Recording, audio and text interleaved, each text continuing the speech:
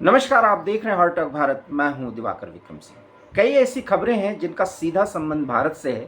हालांकि वो भारत में घटित न होते हुए भारत में घटित होने वाले उस घटना से बहुत ज़्यादा ताल्लुक़ रखती हैं जिस पर पूरा देश इस समय विमर्श कर रहा है। जी हाँ, जेनजी और कॉकरोच जनता पार्टी का वो बेमेल जो संगम कराया जा रहा है और जिसमें विपक्ष के नेता राहुल गांधी सहित तमाम विपक्षी नेता एक महत्वपूर्ण भूमिका में पूरे संसद से लेकर के सड़क तक अराजकता का माहौल बनाने की कोशिश कर रहे हैं ताकि पूरा देश अस्थिरता की स्थिति में दिखे और उसका फ़ायदा उस स्थिति में अपने लिए प्राप्त किया जा सके। पहले हम चर्चा कर लेते हैं कि क्या ऐसी घटनाएं घट रही हैं। आप जेनजी और कॉकरोच जनता पार्टी पर विमर्श तो कर रहे हैं, लेकिन जेनजी आंदोलन का मॉडल देश नेपाल, आपको पता है वहाँ पर एक ऐसा आंदोलन चल रहा है जिसे आप देखिए, जानिए और समझिए। और आप विशेषकर वो जेनजीज जो इस वीडियो के माध्यम से कुछ जान सकते हैं, समझ सकते हैं, प्लीज़ इस पर विमर्श या गौर जरूर करें जो मैं बताने जा रहा हूं। विमर्श इसलिए कि जब हमारी बताई हुई बातों को वो इंटरनेट के माध्यम से तथ्यों को खोज करके ये जानेंगे, समझेंगे, तो उनको लगेगा कि किस तरीके से जेनजीज का प्रयोग साउथ एशिया में गलत कार्यों के लिए, अर्थात गलत सिद्धि के लिए, सिद्धि तो ऐसे गलत होता नहीं, सिद्धि हमेशा बेहतर संकल्प हो तो बेहतर होता है, लेकिन एक गलत फाइंडिंग्स के लिए वो सब इस्तेमाल कर रहे हैं जेनजीज का, जिनके पास बहुत मेधा शक्ति है, अर्थात मेंटली वो बहुत मजबूत हैं, वो जानकार हैं, लेकिन उनका पूरा ज्ञान अभी चैनलाइज्ड नहीं है। मैं ऐसा इसलिए कह रहा हूँ कि नेपाल में जेनजीज मूवमेंट के बाद वहाँ पर जेनजीज के पुरोधा कहे गए बालेन शाह प्रधानमंत्री बन गए और बालेन शाह के नेतृत्व में एक सरकार चल रही है। उस सरकार ने नेपाल को बहुत जल्दी एक आधुनिक नेपाल, जिसमें किसी के पीछे न चलते हुए अपने स्वाभिमान के साथ आगे बढ़ने का एक रास्ता दिखाने का संकल्प लिया गया था। बालेन शाह ने शुरुआती दौर में बहुत कुछ दिखाने की कोशिश की, लेकिन जब कहते हैं ना, कोई व्यक्ति सत्ता शासन में उस पद पर बैठता है और वास्तव में ईमानदारी से जब वो भूमिका अदा कर रहा होता है, तब जो चैलेंजेस आते हैं उससे निपटना और बाहर बैठ करके या ड्राइंग रूम में बैठ करके या हम पत्रकारों की तरह बोलना वो आसान होता है। लेकिन अनुभवी व्यक्ति या पत्रकार या जो भी वही होता है जो यथार्थ को भी समझे और उसके साथ सिद्धांतों को भी समझे। जेनजी आंदोलन परिवर्तन चाहता है, वो अपनी सोच के हिसाब से देश और समाज को चाहता है, लेकिन नेपाल किस रास्ते पर बालेन शाह के नेतृत्व में आगे बढ़ा ये आप देख सकते हैं। वहाँ एक ऐसा मूवमेंट चल रहा है जिसमें नेपाल को हिंदू राष्ट्र बनाने की बात चल रही है। नेपाल के 6 से 7 जिले इस समय सीधे सीधे आर्मी के कंट्रोल में हैं और सेना के द्वारा गोली चलाए जाने के बाद जिसमें 3 हिंदुओं की मौत हुई है, उसके बाद से नेपाल से मुसलमानों को, मुस्लिम समाज को बाहर करने का अभियान चलाया गया है। आप इसका गलत अर्थ मत लीजिएगा, ये मुसलमान विरोधी कोई खबर नहीं है। वहाँ पर वो मुस्लिम समाज के लोग जो जाकर के बांग्लादेश से घुसपैठ करते हुए भारत के रास्ते या किसी अन्य जरिए से नेपाल में चले गए और वहाँ के डेमोग्राफी में एक बड़ा बदलाव आ गया। वो बाहरी उन मुस्लिम तत्वों को बाहर निकालने का अभियान चलाने के लिए सीधे मांग कर रहे हैं कि नेपाल को हिंदू राष्ट्र घोषित किया जाए। अब सोचिए, जेनजी मूवमेंट, हालांकि बालेन शाह हिंदुत्व को बहुत अच्छे से पसंद करते रहे, लेकिन नेपाल हिंदू राष्ट्र बनेगा इसका संकल्प लेकर के वो गद्दी पर नहीं बैठे हैं, वो तो नेपाल को बदल रहे थे। उसी नेपाल में हिंदू राष्ट्र की मांग हो रही है और जेनजी कर रहा है। अब आप कहेंगे कि जेंजी हिंदू ही होगा, क्योंकि नेपाल में ज़्यादातर बहुसंख्यक आबादी हिंदू है। वो जेंजी नेपाल में हिंदू राष्ट्र की मांग क्यों कर रहा है, और हिंदू राष्ट्र होने से क्या परिवर्तन आ जाएगा? इस पर हम एक अलग से वीडियो बनाएंगे कि क्या परिवर्तन होगा। अर्थात अगर हिंदू राष्ट्र होगा तो क्या इसी ढांचे के तहत हिंदू राष्ट्र बनेगा, या जो राजशाही वहां पर प्रभावी रहा उस राजशाही का कमबैक होगा?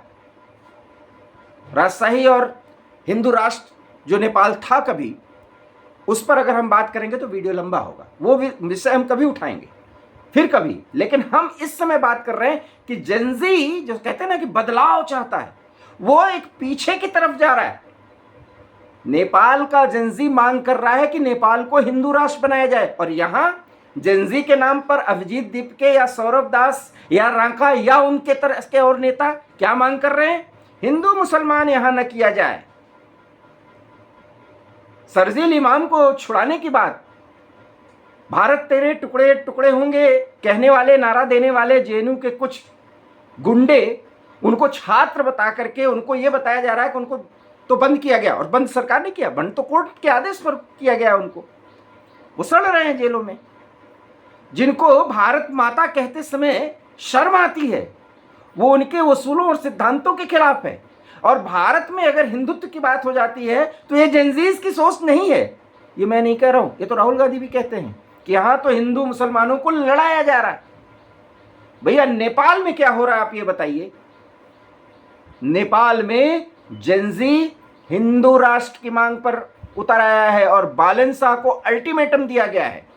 बालन शाह की सरकार ने 3 महीने के भीतर नेपाल में हिंदू राष्ट्र बनाया जाएगा या नहीं, उसके बारे में अपनी बात रखेंगे। तो भाई जेंजीज अब सोच लो आपके लिए कि नेपाल में हिंदू कहते हैं ना, हिंदू कहना, हिंदुत्व कहना, टीका लगाना, मंदिर में जाना, पूजा करना, ट्रेडिशंस, हिंदू माइथोलॉजी और उसके ट्रेडिशंस के साथ जुड़ना, ये तो बैकवर्डनेस है ना। लेकिन नेपाल का जेंजी जो कि बहुत टेक्नो सेवी है, उसके पास भी मोबाइल है, इंटरनेट है, पूरी दुनिया को वो देख रहा है। ग्लोबलाइजेशन के तहत जो सामाजिक परिवर्तन पूरी दुनिया में हो रहा है तो देख रहा है, मिनट मिनट पर देख रहा है। लेकिन वो हिंदू राष्ट्र की मांग कर रहा है, और जेंजी कर रहा है। वो जेनेक्स या उसके पहले का कोई वो नहीं, और उसके बाद का तो खैर हो भी नहीं सकता। जेंजी उस मांग पर उतर आया है, और नेपाल के 6 से 7 जिले इस समय अशांत स्थिति में हैं, और वहां पर सीधे सीधे एक सांप्रदायिक उन्माद की स्थिति है। वो उनकी मांग है कि यहां से उन विस्थापन के दौरान नेपाल में आए बस गए बाहरी मुसलमानों को बाहर निकाल दिया जाए, जो नेपाल के संस्कृति, नेपाल के विकास के लिए अभिशाप हैं।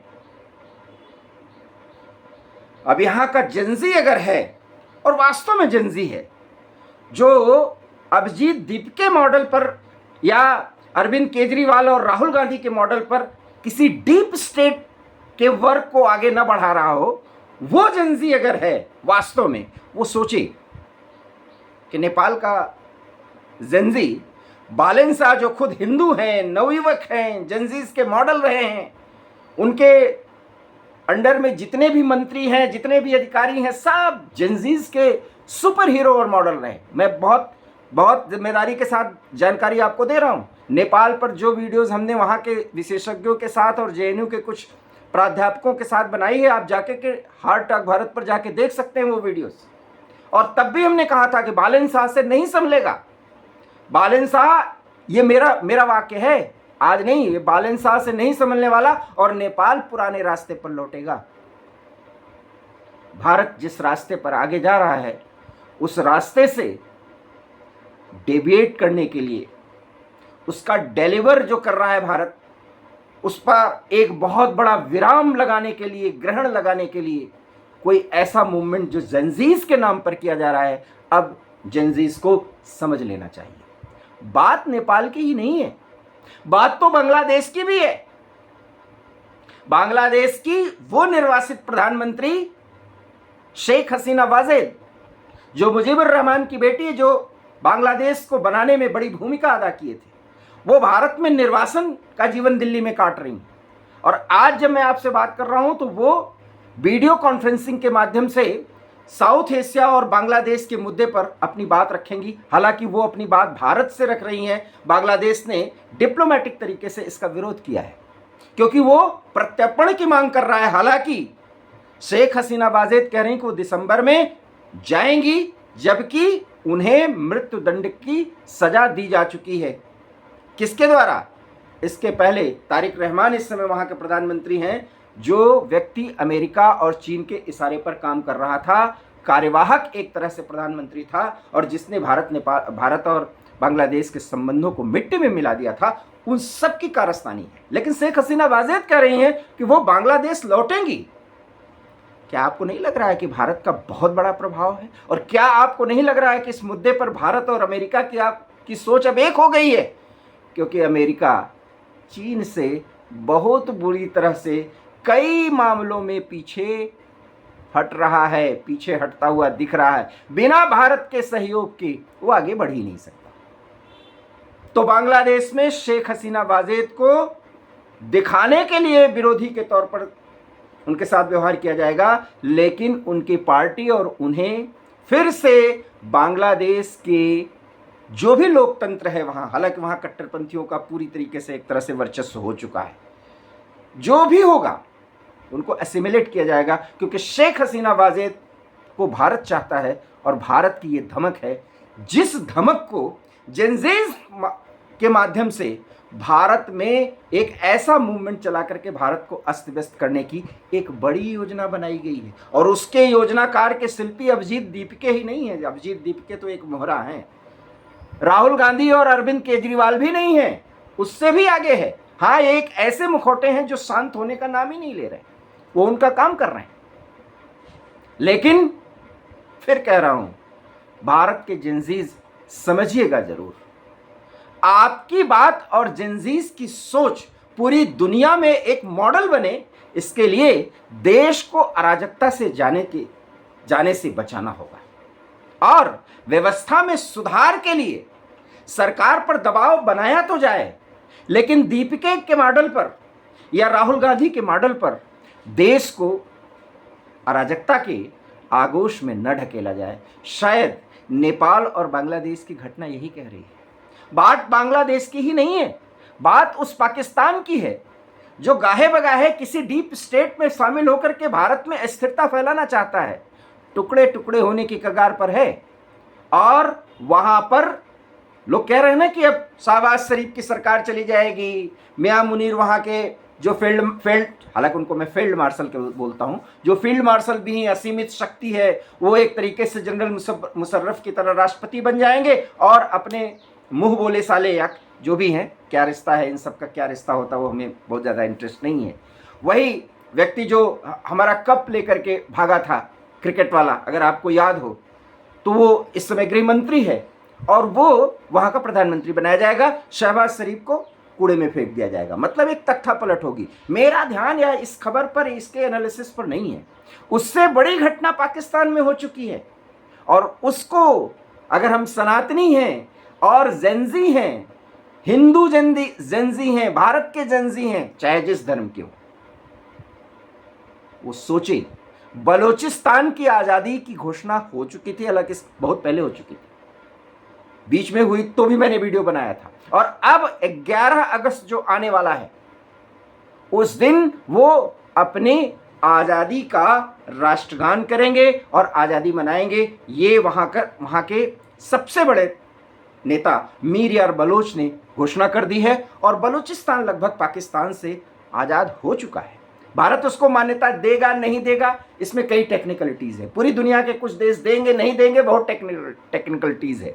लेकिन बलूचिस्तान पाकिस्तान के कब्जे से लगभग मुक्त हो चुका है। उस बलूचिस्तान में जो राष्ट्रगान गाया जा रहा है, उसमें मां हिंगलाज का जिक्र है, शक्तिपीठ है। जेंजीज खास करके समझें, और तो लोग न जानते हो तो जाने जरूर। 51 शक्तिपीठों में पाकिस्तान के सिंध प्रांत में हिंगलाज मंदिर है और उस हिंगलाज मंदिर का जिक्र बलूचिस्तान, बलोचियों के जो राष्ट्रगान है उसमें हिंगलाज माता का जिक्र है, उसमें हिंदुओं का जिक्र है। और उनके संविधान में इस बात का जिक्र है कि पाकिस्तान एक धर्मनिरपेक्ष, माफ करिएगा, बलूचिस्तान एक धर्मनिरपेक्ष राष्ट्र होगा। वो पाकिस्तान जो धर्म के आधार पर बना, उससे अलग बलूचिस्तान भारत की सोच के साथ एक राष्ट्र के रूप में 11 अगस्त को अपना क्या मनाएगा? स्वतंत्रता दिवस। यही 11 अगस्त। 14 अगस्त को ना पाकिस्तान अपना स्वतंत्रता दिवस मनाएगा और 15 अगस्त को हम मनाएंगे। और जब हम मनाने जा रहे हैं तो पाकिस्तान जैसे देश जो हमारी बराबरी पर 1947 के बाद से आने की कोशिश कर रहा है, वो कहीं है ही नहीं। नज़र तो चीन की है, और चीन जैसे उन कुछ देशों की जिसमें हमारा रणनीतिक सहयोगी अमेरिका भी है, वो चाहता है कि भारत की नज़रें हमारे सामने झुकें। लेकिन इस देश के 140 करोड़ की आवाम ने पिछले 12 सालों में दिखाया है वो झुक नहीं सकता, उसे आगे बढ़ना है, क्योंकि उसने आगे बढ़ने का ठान लिया है। और इसी बीच जेनजीज के नाम का इस्तेमाल कर कुछ तत्व, जिसमें हमारे कई विपक्षी नेता हैं, जिसकी 2 नाम तो मैं फिर बोलना नहीं चाहूँगा, वो मुख्य भूमिका अदा कर रहे हैं, उन पर भी नैतिक और सैद्धांतिक रूप से लगाम कसने के लिए हमें बहुत समझदारी से आगे बढ़ने की ज़रूरत है। दिल्ली को यूं ही बंधक बना करके सरकार पर दबाव बनाने की रणनीति से अलग हटकर हम लोकतांत्रिक माध्यम से सरकार पर दबाव बनाएं तो शायद ज़्यादा बेहतर होगा, क्योंकि नेपाल, पाकिस्तान, बांग्लादेश की घटनाएं हमारे देश के जेनजीज को बहुत संकेत और संदेश देने की कोशिश कर रही हैं। बात अच्छी लगी हो तो प्लीज़ वीडियो को लाइक कीजिएगा, शेयर कीजिएगा। हमारे चैनल हार्ट ऑफ भारत को अगर आपने सब्सक्राइब नहीं किया तो सब्सक्राइब कर लीजिएगा। बहुत बहुत धन्यवाद। नमस्कार।